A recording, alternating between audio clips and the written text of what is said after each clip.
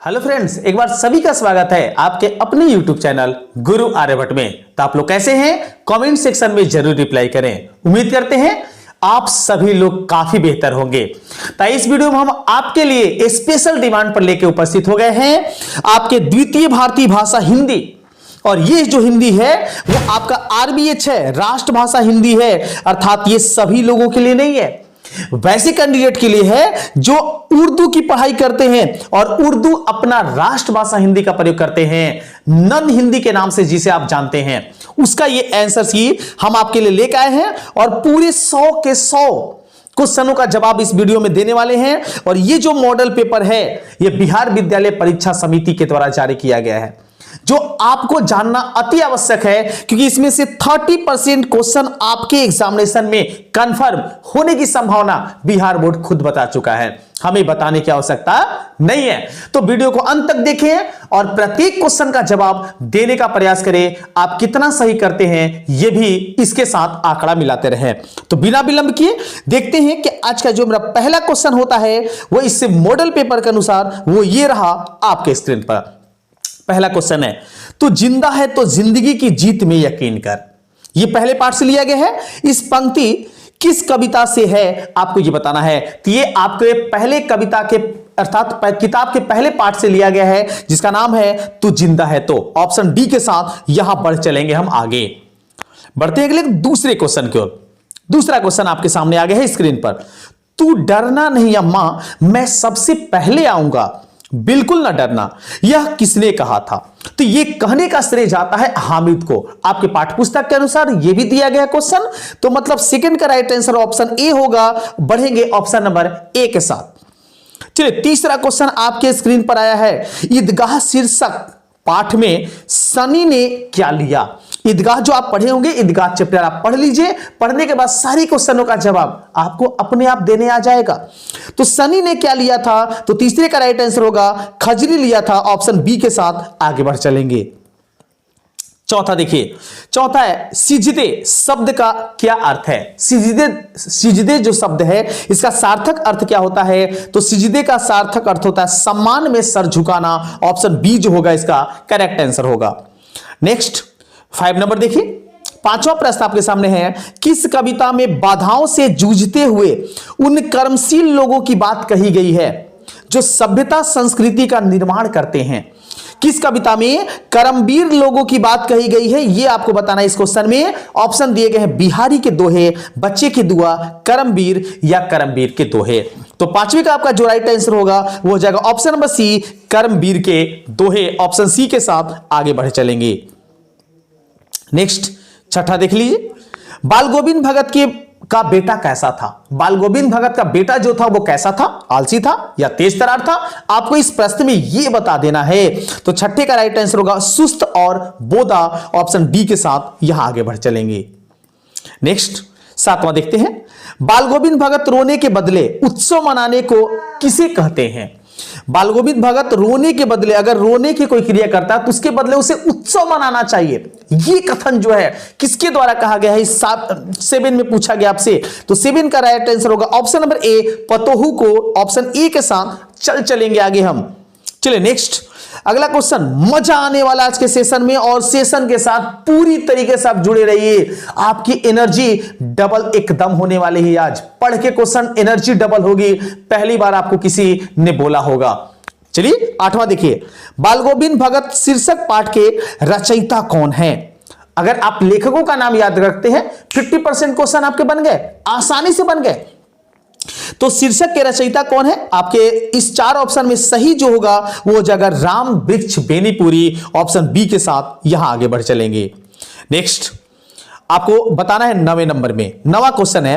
हुंड्रू का जलप्रपात शीर्षक पाठ में जहां घनघोर धारा गिरती है वहां पानी कितना फुट ऊपर उछलता है। इस प्रश्न में आपको यह बताना है।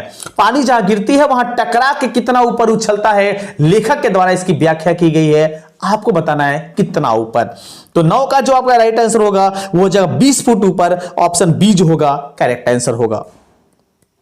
नेक्स्ट आइए देखते हैं आज का 10वां प्रश्न। 10वां प्रश्न आपके स्क्रीन पर आ चुका है। बताना आपको है कि पत्थर का अंतरस्थल जैसे पिघलकर बह रहा है, वैसे यदि मनुष्यों का अंतर्द्रवित होकर बहने लगता तो संसार में कलह, कपट, स्वार्थ और छीना झपटी का अंत हो जाता। ये जो वाक्यांश है, यह पंक्ति किस शीर्षक से लिया गया है, किस पाठ से लिया गया है, आपको यह बता देना था। ऑप्शन है ठेस, बाल गोविंद भगत, खेमा या हुंडरू का जलप्रपात। इस 10वें का जो आपका राइट आंसर होगा वो हो जाएगा ऑप्शन नंबर डी, हुंडरू का जलप्रपात इसका बिल्कुल करेक्ट आंसर होगा। चलिए इसी के साथ 11 नंबर भी देख लेते हैं और इसमें क्या जवाब होता है यह समझ लेते हैं। किसको कपूर के साथ रखने पर सुगंध जाता है? किसको कपूर के साथ रखने पर सुगंध जाता है? पाठ्यपुस्तक के आधार पर बताइए। तो इसका 11 का जवाब का राइट आंसर होगा वो जाएगा ऑप्शन नंबर ए, हींग का। ऑप्शन ए के साथ यहां चलेंगे आगे। नेक्स्ट अगला क्वेश्चन देखते हैं, ये आपके स्क्रीन पर आ चुका है नंबर 12 में। बताना है कि खेती बाड़ी के समय गांव के किसान किसकी गिनती नहीं करते थे? जब खेती बाड़ी का समय होता था तो गांव के किसान जो था किसकी गिनती नहीं करते थे? ऑप्शन है शिवधर की, सिरचन की, रामकुशन की या लोचन की।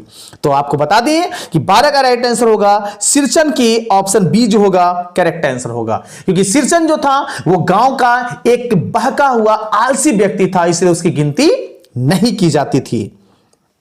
13 देखिए, पंचानंद चौधरी किस टोले के थे? यह भी अच्छा क्वेश्चन और पाठ पुस्तक के आधार पर है, दम आसानी से बता देंगे, हमें पता होगा। कुछ लोग को इसका आंसर भी पता चल गया होगा। अगर पता चल गया तो फटाफट कमेंट कीजिए, नहीं पता चला हम बताते हैं ना, है ना आपके साथ। एकदम एग्जामिनेशन जब तक नहीं दिवा दें तब तक हम आपके साथ रहेंगे। चैनल से जरूर आप जुड़े रहिए। 13, पंचानंद किस चौधरी जो थे किस टोले से थे? तो वो टोले का नाम था ब्राह्मण टोला। ऑप्शन सी के साथ चलेंगे आगे। 14 देखिए, साध्य शब्द का क्या अर्थ है? तो साध्य शब्द का जो अर्थ होता है, इस अर्थ के तहत हम अगर जाने तो जानेंगे लक्ष्य। ऑप्शन डी जो होगा करेक्ट आंसर होगा। साध्य मतलब लक्ष्य, गोल जिसको इंग्लिश में बोलते हैं। आ जाते हैं अगला क्वेश्चन 15 नंबर में। 15 नंबर का जवाब देने का प्रयास करेंगे आप सभी।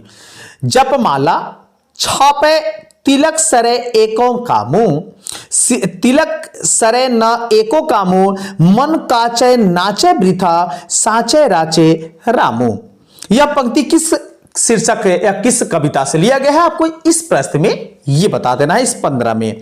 तो 15 का जो आपका राइट आंसर होगा वो हो जाएगा ऑप्शन नंबर ए, बिहारी के दोहे। ऑप्शन ए के साथ चलेंगे आगे। 16 देखिए, भंजू महाजन की बेटी किसकी बात सुनकर तिलमिला उठी थी?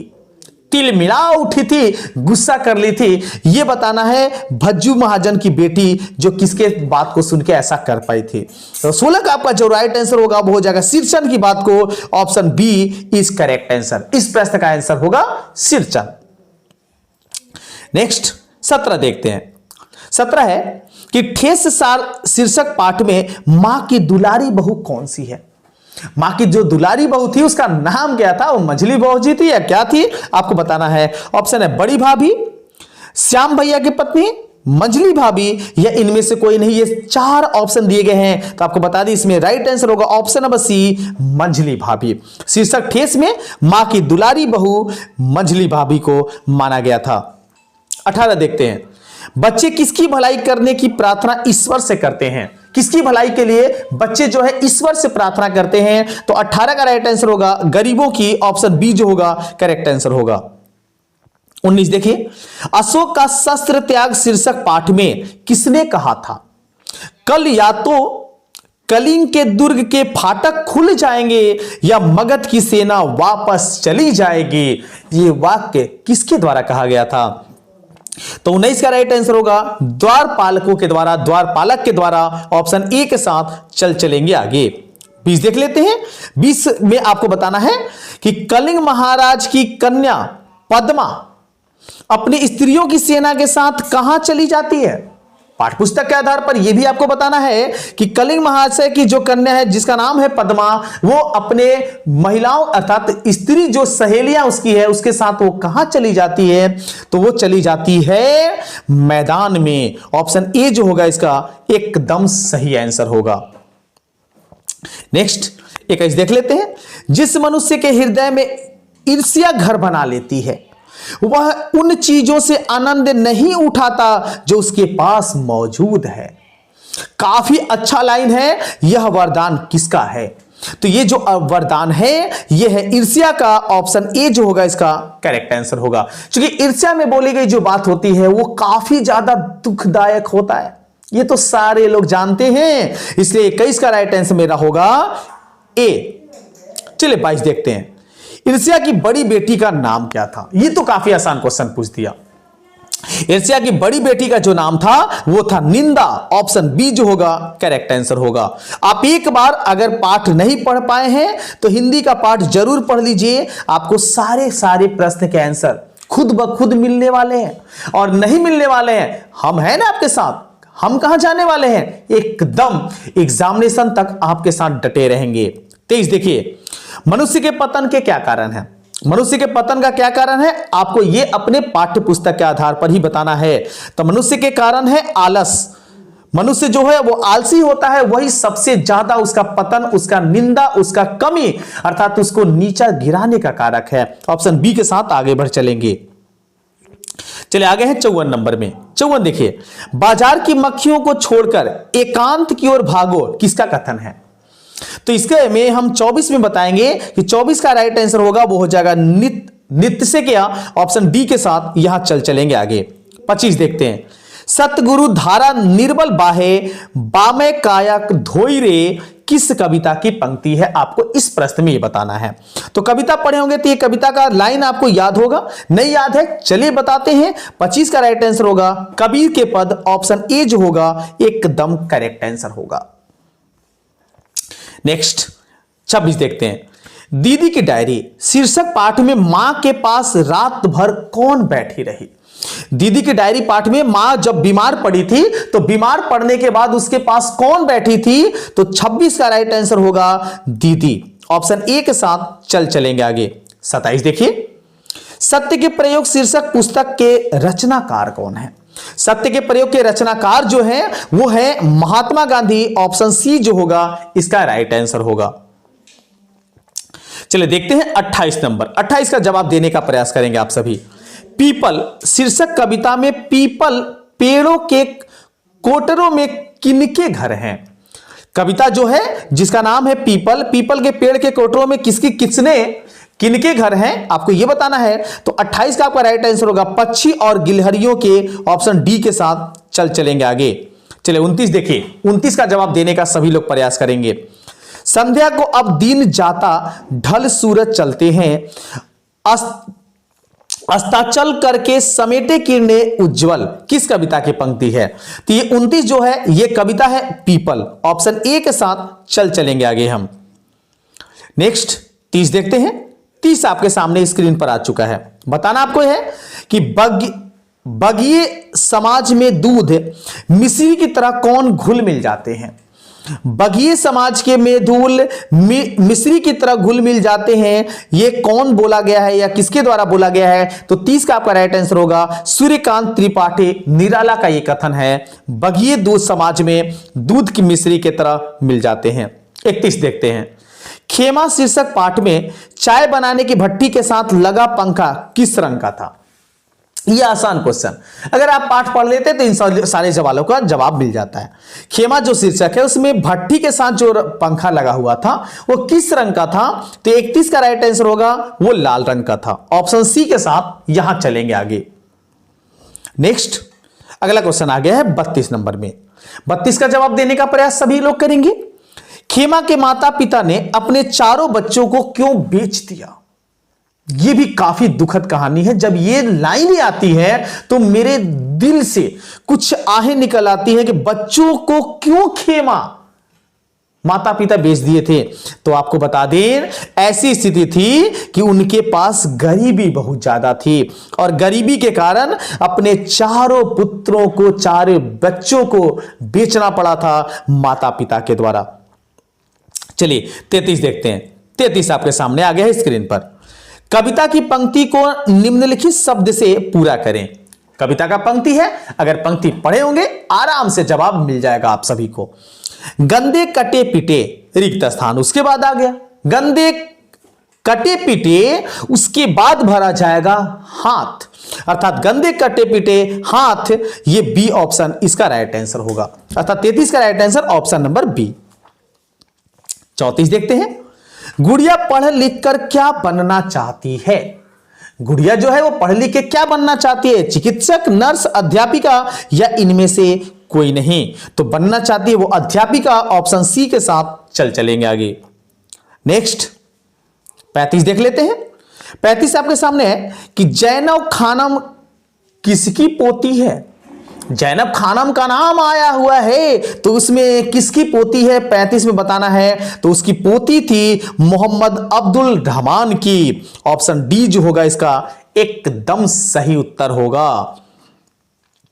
चलिए आगे है आज के 36 नंबर की ओर। कर्पूरी ठाकुर किस पार्टी के टिकट पर प्रथम आम चुनाव में विजय रहे थे।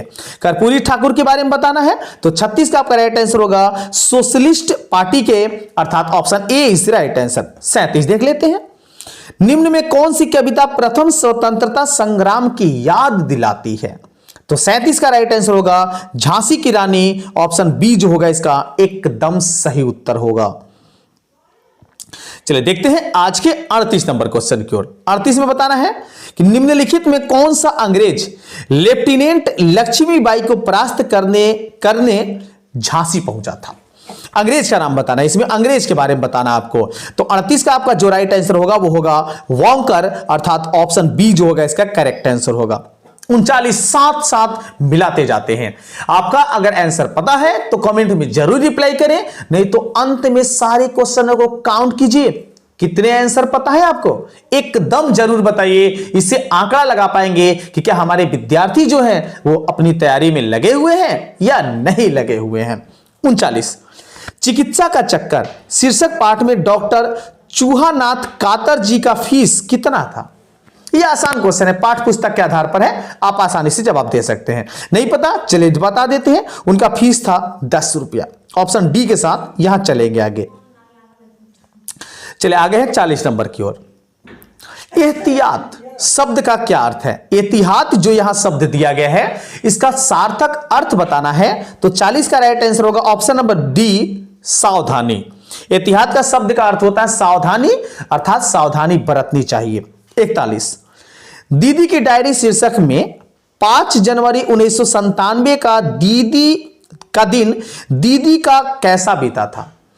5 जनवरी 1997 के दिन दीदी का दिन कैसा बीता था, आपको यह बताना है दीदी की डायरी वाले चैप्टर से। तो 41 का आपका राइट आंसर होगा उदासी में बीता था। ऑप्शन ए के साथ चलेंगे आगे। नेक्स्ट 42 देखते हैं। 42 में बताना है कि पीपल शीर्षक कविता में ऊंचे टीले से वसुधा पर क्या झरती है।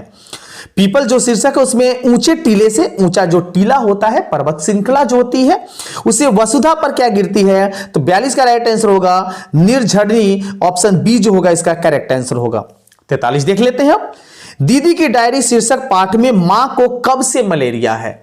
मां को मलेरिया की बीमारी जो है जो शीर्षक में अर्थात कविता में बताया गया है, उल्लेख किया गया है, तो मां को कितने दिनों से या कितने सप्ताहों से यह मलेरिया की बीमारी है। इस 42 के बाद 43 का राइट आंसर होगा कल से, ऑप्शन सी जो होगा इसका राइट आंसर होगा। पाठ्य पुस्तक के आधार पर बताना होता है, इसमें कोई घबराने वाली बात नहीं है। चलिए आगे आज के 44 नंबर की ओर। 44 देखते हैं। दीनबंधु निराला शीर्षक पाठ में बेलूर मठ में प्रति वर्ष किनकी जयंती तथा पुण्य स्मृति तिथियों पर दरिद्र नारायण को विधिवत भोजन कराया जाता था। तो आपको बता दें कि 44 का राइट आंसर होगा परमहंस जी और विवेकानंद की, अर्थात ऑप्शन डी के साथ चलेंगे आगे। 45 देखते हैं। स्वाभाविक रीति में बंगला बोलने वाला व्यक्ति किसका आत्मीय बन जाता है। तो 45 का राइट आंसर होगा बंगाली बंधुता का, ऑप्शन ए जो होगा इसका एकदम सही उत्तर होगा। चलिए आगे आ जाते हैं 46 नंबर की ओर। मेरे पैर जलते हैं चप्पल ला दो काका, किसने कहा। ये जो वाक्य दिया गया है ये किसके द्वारा कहा गया है। तो 48 का जो आपका राइट आंसर होगा वो हो जाएगा मग्गू ने, option A is a right answer. चलिए 47 देखते हैं। खेमा के पिता ने मिलने कौन गांव जा पहुंचा। खेमा के पिता से मिलने गांव पहुंचने वाला जो था वो कौन था? तो इसका राइट आंसर होगा लेखक, ऑप्शन सी के साथ चलेंगे आगे। नेक्स्ट 48 देख लेते हैं। 48 है कि महज समृद्धि के सौंदर्य की अभ्यस्त दृष्टि से अलग खुशबू रचते हैं हाथ शीर्षक कविता में किसकी गरिमा का उदाहरण है?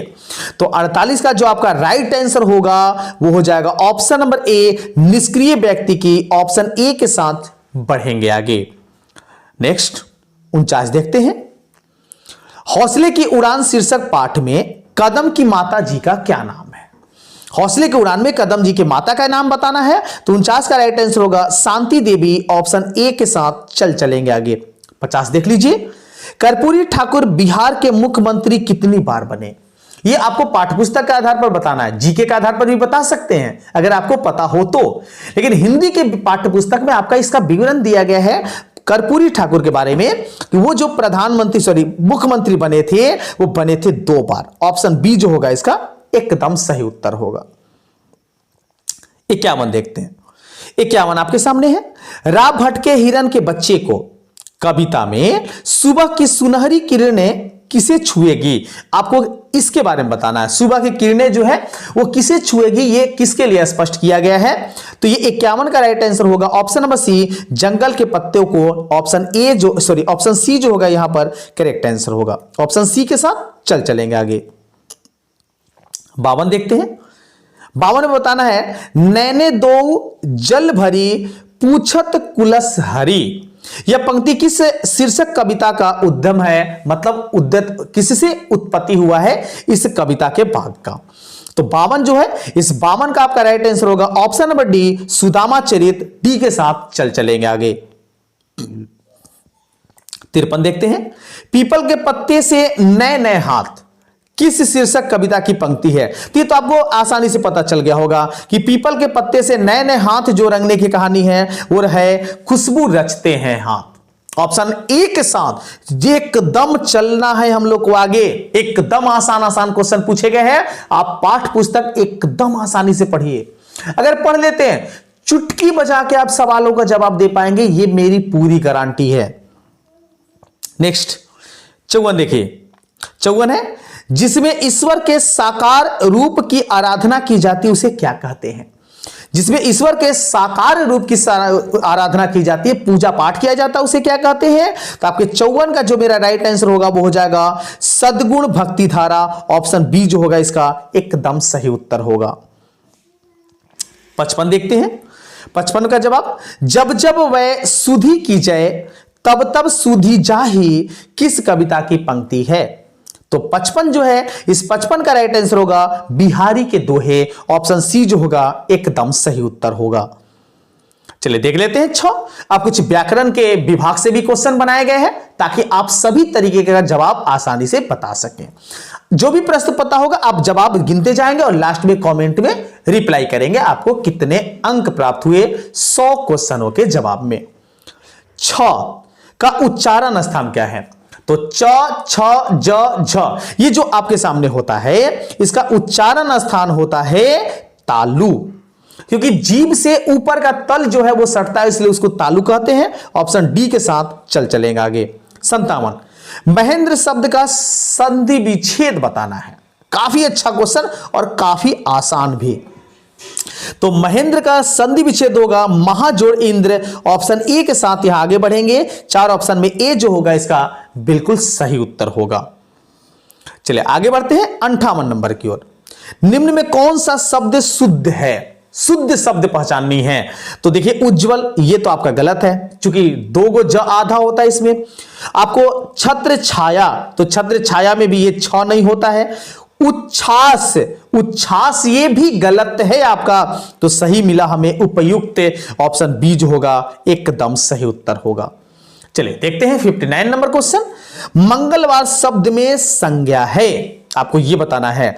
तो मंगलवार किसी एक दिन का नाम है। ये किसी समूह को तो व्यक्त नहीं करता है, किसी एक व्यक्ति का भी व्यक्त करता है, किसी प्रत्येक दिन का व्यक्त करता है। इसलिए इसका राइट आंसर होगा ऑप्शन नंबर सी, व्यक्तिवाचक। बढ़ेंगे 59 में ऑप्शन नंबर सी के साथ।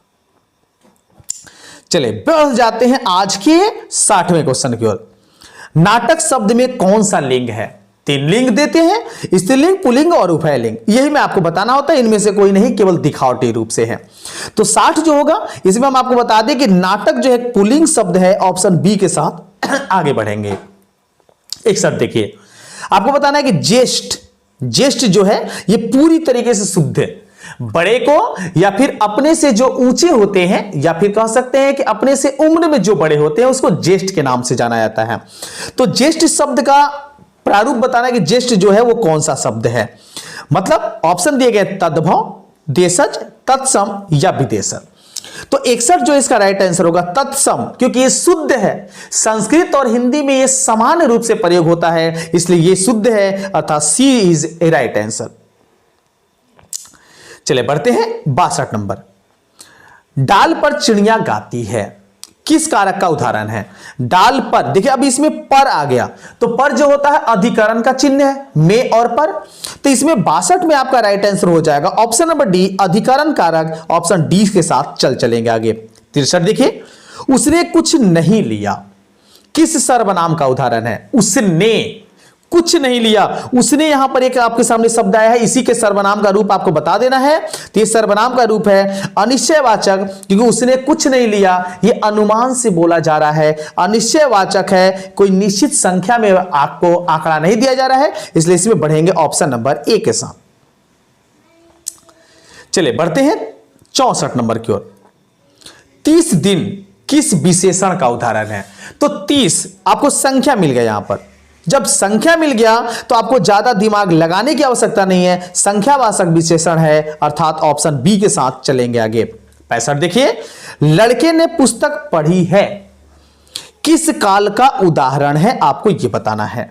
तो इसका राइट आंसर होगा वर्तमान काल का, क्योंकि पढ़ी है तत्काल पढ़ के कुछ काम किया है, इसका मतलब यह वर्तमान काल का वाक्य है, ऑप्शन सी जो होगा इसका करेक्ट आंसर होगा। 66, ध्वनि के मेल से बने सार्थक वर्ण समुदाय को क्या कहते हैं? ध्वनि के मेल मतलब 2 या 2 से अधिक ध्वनियों को जब एक साथ मिलाया जाता है तो उसे क्या कहा जाता है? तो 66 जो होगा इसका राइट आंसर होगा शब्द, क्योंकि कई सारे ध्वनि जब एक साथ मिलते हैं तो वो शब्द का निर्माण करते हैं, ऑप्शन डी के साथ चलेंगे आगे। 67 देखिए, पगड़ी शब्द क्या है?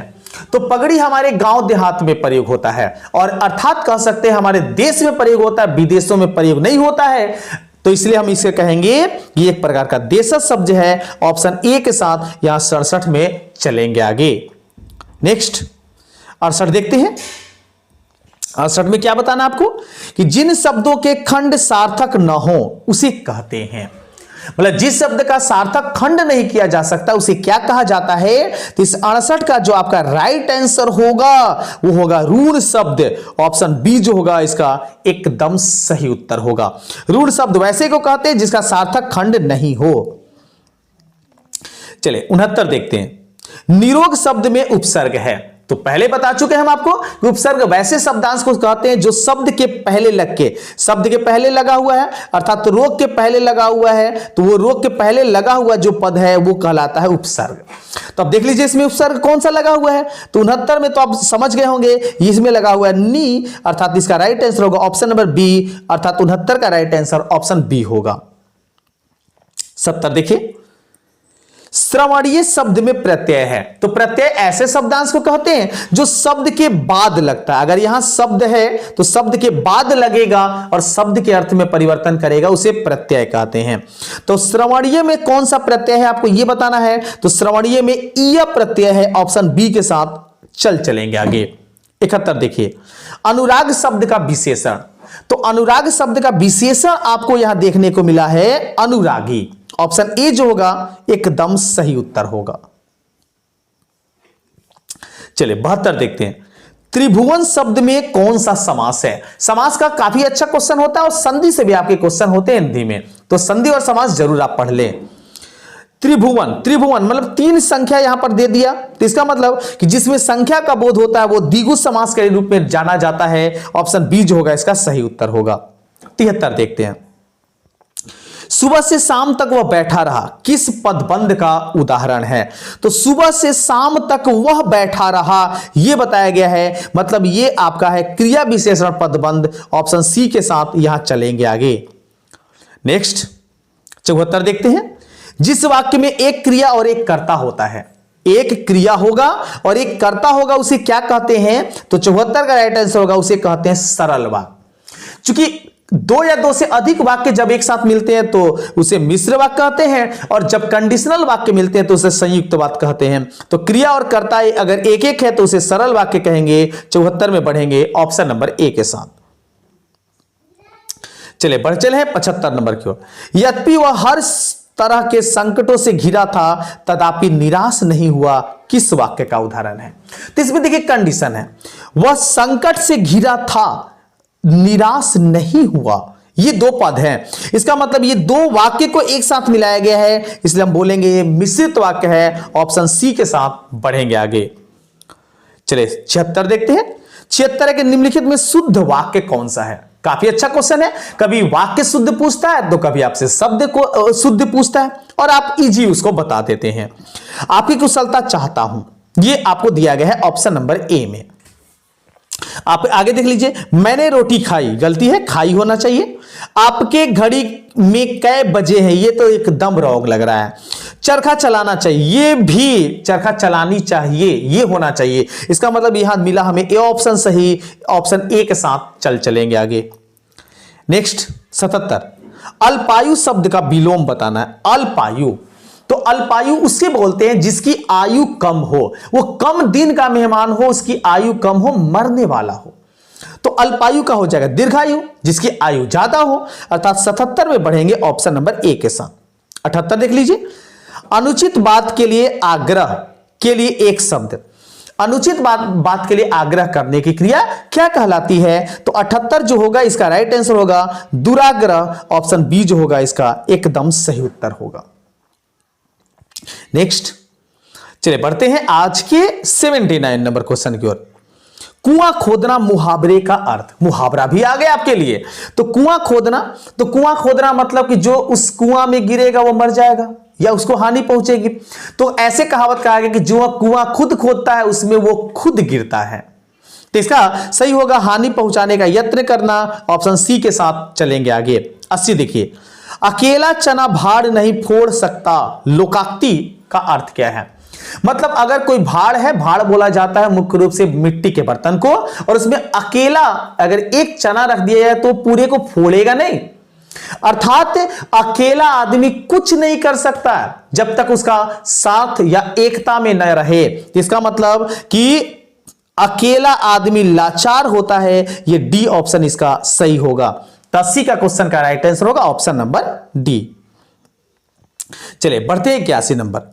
कपड़ा शब्द का पर्यायवाची शब्द। पर्यायवाची शब्द वैसे शब्द को बोलते हैं जो शब्द के अर्थ को ही बदलते हैं, शब्द के अर्थ में ही रहते हैं, वाक्य शब्द केवल बदल जाते हैं। तो कपड़ा का पर्यायवाची शब्द 81 में बताना है, जिसका हो जाएगा चीर। ऑप्शन ए के साथ यहां चलेंगे आगे। चीर मतलब भी कपड़ा होता है। बताना आपको भ का उच्चारण स्थान क्या है? तो प, फ, ब, भ, ये जो उच्चारण स्थान होते हैं होता है ओष्ठ से। ऑप्शन बी जो होगा इसका राइट आंसर होगा। चलिए 83 देखिए। वर्णों के आधार पर संधि के कितने भेद होते हैं? तो वर्णों के आधार पर संधि के जो भेद होते हैं वो दो भेद होते हैं। एक होता है स्वर संधि और एक होता है विसर्ग संधि। तो यही दो भेद होते हैं वर्णों के आधार पर। 84। अत्युत्तम शब्द का संधि विच्छेद। तो अत्युत्तम बना हुआ है अति जोड़ उत्तम से, तो ये इसमें तो कोई कंफ्यूजन ही नहीं होगा। इसी में बढ़ेंगे हम ऑप्शन नंबर डी के साथ, अति जोड़ उत्तम। 85 देखते हैं। आपको 85 में बताना है कि निम्न में अशुद्ध शब्द कौन सा है? गलत चुनने के लिए है, शुद्ध चुन लीजिए। आराम से मिल गया। वाणी, अरे पहला ही ऑप्शन मिल गया, क्योंकि वाणी आपका ऐसे लिखा जाता है। तो पहला ही वाक्य में पहला ही शब्द जो मिल गया आपको गलत मिल गया, इसलिए मतलब पहला राइट आंसर हो गया ऑप्शन नंबर ए। 86 देखते हैं। सर्दी शब्द में संज्ञा है। सर्दी कौन सी संज्ञा है आपको यह बताना है। तो सर्दी जो है वो प्रदर्शित करता है किसी एक भाग को, अर्थात व्यक्तिवाचक संज्ञा को यह डिनोट करता है, इसलिए ऑप्शन डी के साथ चलेंगे आगे। नेक्स्ट 87 देखते हैं। 87 है, घटना शब्द में कौन लिंग है?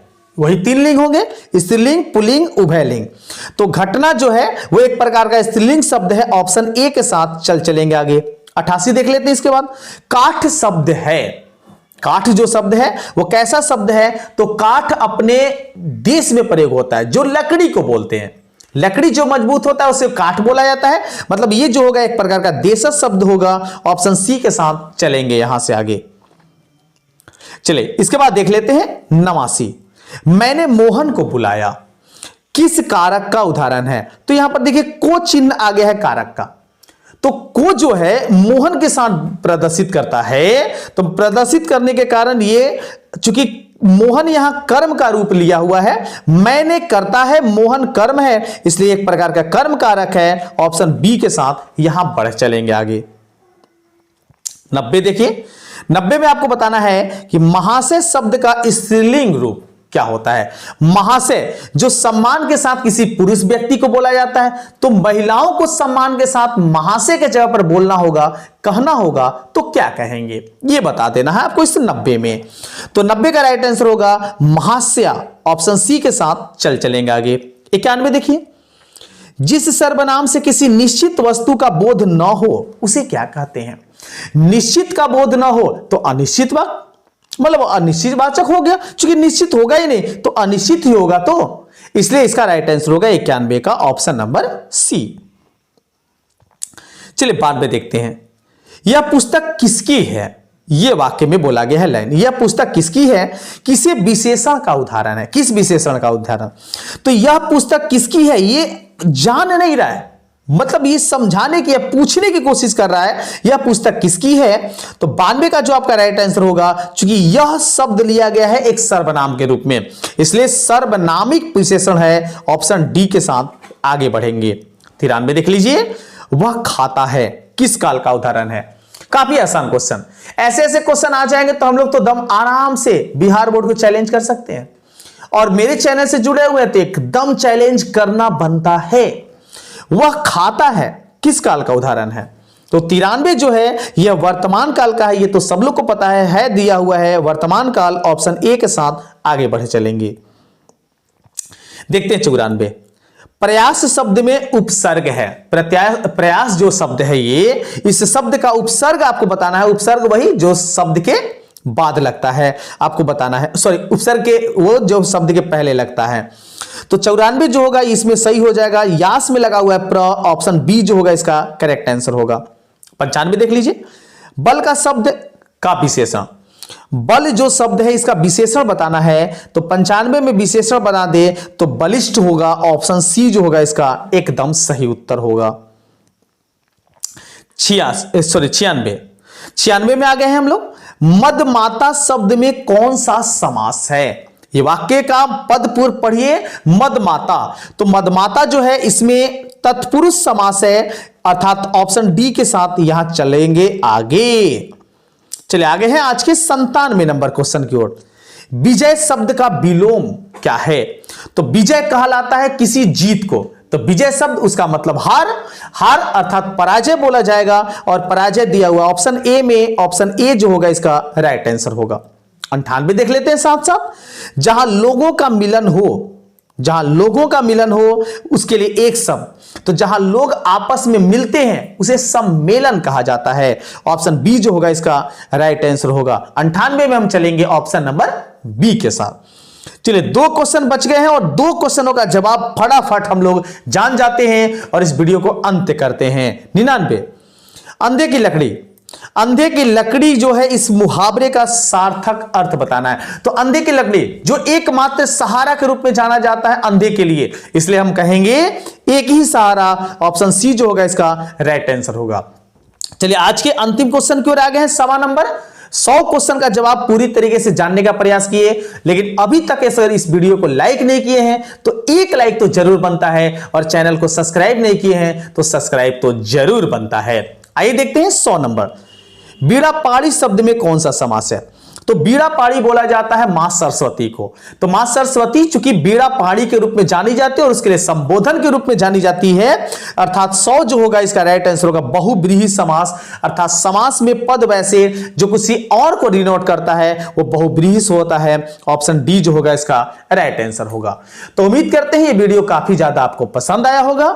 अगर कोई भी शिकायत आया तो कमेंट सेक्शन में जरूर रिप्लाई करें। मिलते हैं एक नए वीडियो में और एक नए टॉपिक के साथ, तब तक सभी को वंदे मातरम।